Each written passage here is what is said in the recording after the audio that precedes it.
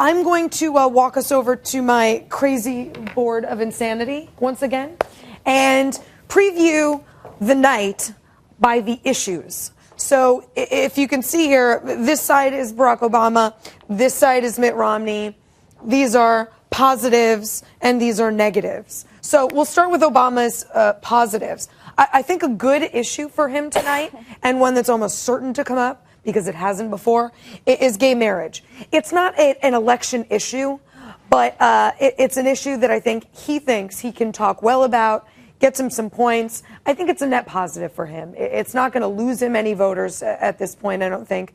And he can sort of gauzily talk about how he's evolved on the issue. I think that abortion is going to be another issue that comes up tonight because we haven't heard much about it. And I think it's going to be both a positive and a negative for the president. It's going to be a positive because it gives him that great opportunity to paint Romney and Republicans as waging a war on women. And that's been positive for Democrats. They've done that very successfully.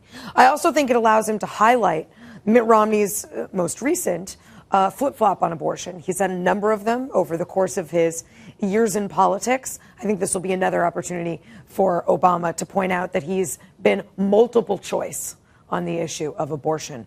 I think we'll come back to the negatives, but I think another positive for Obama is going to be Afghanistan. It's going to be a positive for Mitt Romney, too. Why? Because they have very similar positions. They're not easily distinguishable. Romney says something like, well, I would also commit to a timeline, but I wouldn't be set on it.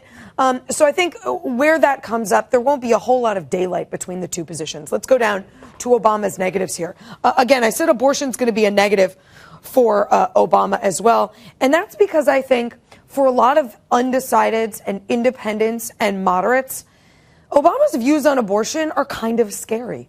If it comes up at all, if Mitt Romney at all brings up the fact that Obama voted for the against the Born Alive Protection Act, I think that gives him a real opportunity to paint Obama as being a little too celebratory about abortion. That could work against him. Obama's other negatives, of course, the debt. If the debt comes up, and the deficit for that matter, I don't think Obama has much room to win over new voters. The debt has skyrocketed, spending has skyrocketed, the deficit has skyrocketed, and he doesn't really have a whole lot of good answers for this. He can talk all he wants about what he inherited, but he had opportunities throughout his term to affect some change on this and really hasn't.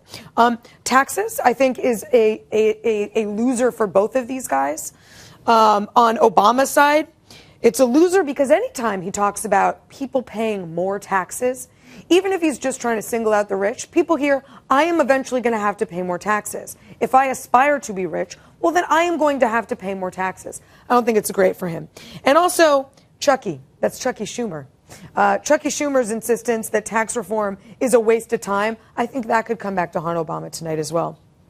Obamacare, I think, is also a loser for both of these guys.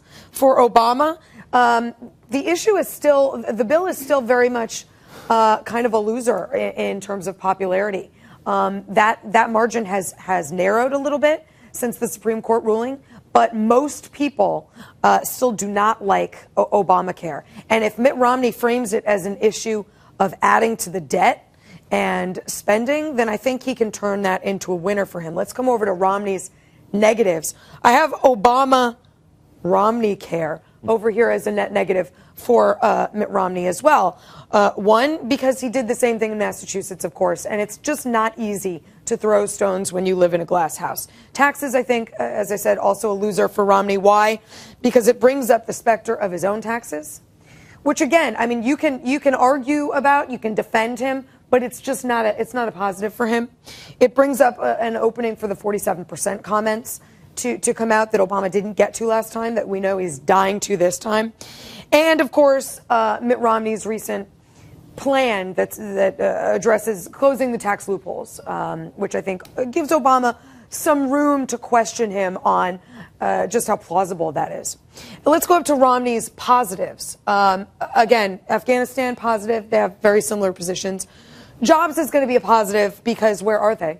Obama can't really answer that question. And then what I'm calling Obama's personal axis of evil, that is Syria, Libya, and Israel.